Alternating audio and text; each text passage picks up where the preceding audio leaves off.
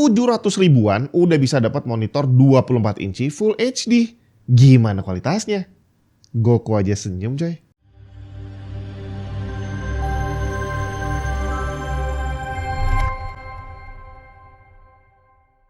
Udah kebanyakan orang ngetes monitor gaming, OLED, dan bla bla bla yang mahal-mahal gitulah ya. Emang asik sih kita ngetes monitor yang kualitas gambarnya emang jelas-jelas bagus gitu ya. Ngelihatnya udah langsung enak coy. Tapi gimana kabarnya monitor budget? Atau lebih tepatnya monitor super budget yang semurah ini? Saya udah coba searching monitor 24 inci termurah dan inilah yang saya dapat. Brandnya saya baru denger dan mungkin kamu juga sama, Laiwan. Dimana ternyata ada official store-nya dan mereka jualan segala macam monitor dan TV coy. Untuk monitor 24 incinya sendiri nggak ada nama tipenya dan speknya juga nggak jelas. Di deskripsinya cuma ditulis Full HD doang. Tapi di gambar lapaknya lebih lengkap. Ada tertulis panel IPS, Full HD dengan color gamut 99% sRGB, refreshnya 75 Hz, tapi di gambar berikutnya 144 Hz. Dan di gambar berikutnya lagi resolusinya QHD atau 2K. Yang mana yang benar? Yang pasti monitor ini saya beli pakai voucher, harganya jatuhnya 700 ribu sekian, nggak sampai 800, tapi harga resminya 800 ribu lebih. Nah, yang bikin saya penasaran adalah di satu lapak ini aja monitornya udah laku lebih dari 500 unit dengan rating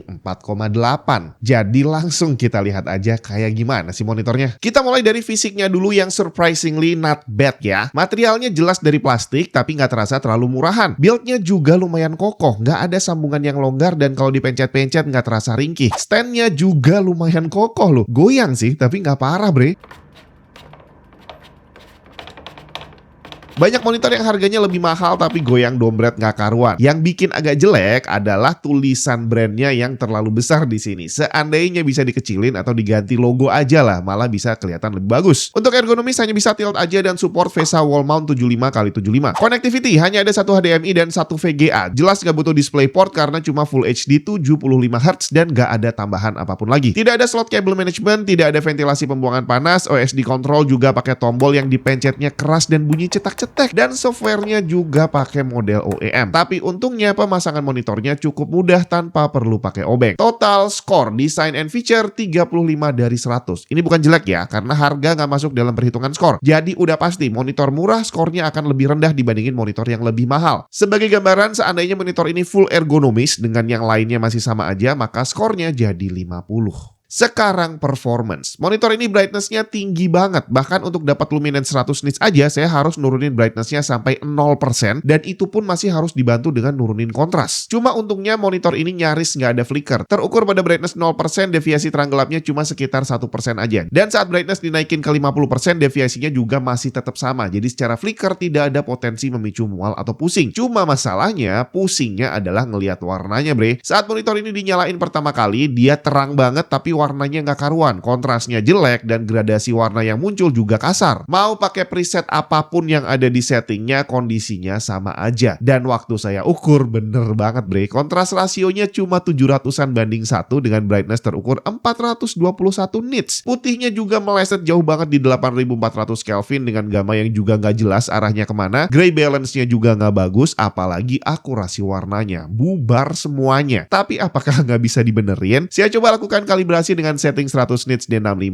ternyata kondisinya bisa jadi jauh lebih baik. Secara visual dilihat aja udah jauh banget bedanya. Udah mendekati monitor normal lah. Di level brightness 100 nits, hitamnya cuma mentok di 0,15 yang bikin kontras rasionya jadi lebih jelek, 668 banding 1. Tapi secara visual jadi bagus karena putihnya udah bisa mendekati natural di 6500 Kelvin, walaupun pada level gray rendah masih lari juga. Gamanya walaupun nggak bisa mepet 2,2 tapi masih mendekati dan lebih konsisten. Gray balance-nya juga jadi jauh lebih bagus, termasuk akurasi warnanya juga jadi jauh lebih baik dari sebelumnya. Jadi kalau mau pakai monitor ini dengan nyaman, sayangnya harus dikalibrasi karena merubah parameter OSD tidak akan banyak membantu. Color gamut juga standar, coveragenya 95,3% sRGB, 69% Adobe RGB, dan 73% DCI-P3. Untuk kali ini saya share ICC profile-nya buat yang butuh, bukan untuk cari warna yang akurat, tapi sekedar biar bisa bikin tampilannya lebih nyaman di mata karena warna bawaan dari monitornya nggak ada yang beres. Uniformity, kalau dari luminance terlihat bagus banget, semua area nggak ada yang melebihi batas toleransi 4 delta C. Brightness-nya udah hampir seragam di semua tempat, tapi begitu masuk warna langsung bubar. Lebih dari 50% area melebihi batas toleransi. Kemudian gaming performance, response time, jelas nggak ada yang spesial. Respons tercepat luar biasa sebenarnya 0,8 milisecond udah kayak OLED, tapi lainnya bubar coy. Average-nya lebih dari 13 dengan respons terburuk mencapai 27 milisecond, tapi masih tanpa overshoot. Untuk visualisasi UFO, saya cukup kesulitan ngambil gambarnya yang beres dengan refresh rate-nya yang cuma 75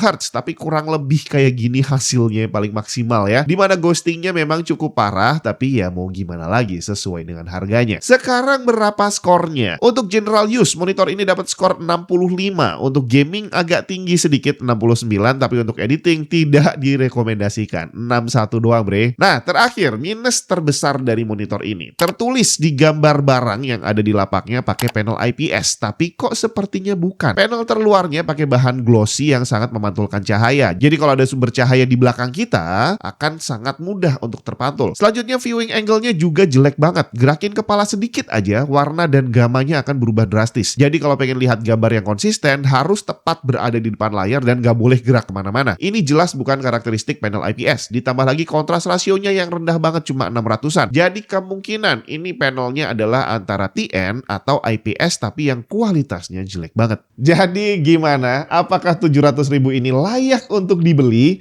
Iya agak susah sih ya. Kalau kamu bisa ngumpulin uang lebih banyak, mungkin 200-300 ribuan, ada opsi yang lebih bagus. 24 inci 100 Hz macam Xiaomi A24i, MSI Pro MP2412 atau LG 24 MS500. Mungkin bisa lah kita dapat di harga 1,1 jutaan. Tapi kalau butuh monitor yang memang sekedar ada yang penting nyala, nggak usah bagus-bagus dan budgetnya nggak mungkin bertambah lagi, iya silahkan aja dibeli. Tapi saran saya sih belinya pakai voucher biar bisa dapat di harga 700 ribuan. Sekali lagi warning dulu, monitor ini saat out of the box kamu nyalain warnanya amburadul. Mau pakai settingan apapun yang ada di sini warnanya nggak jelas banget. Jadi harus menjalani proses kalibrasi untuk bisa lumayan lah buat dilihat. Dan untuk kali ini saya kasih pengecualian. Saya share ICC profile dari monitor ini, bisa kamu download di deskripsi sekaligus dengan setting monitornya. Bukan untuk cari akurasi, tapi biar monitornya lebih layak untuk dilihat. Garansi resminya cuma 1 tahun, tapi saya nggak tahu gimana after salesnya. Jadi silahkan baca review di marketplace-nya aja. Untuk link pembelian, baik monitor ini maupun beberapa alternatif yang udah saya sebutin tadi, bisa langsung kamu klik aja di bagian bawah video ini.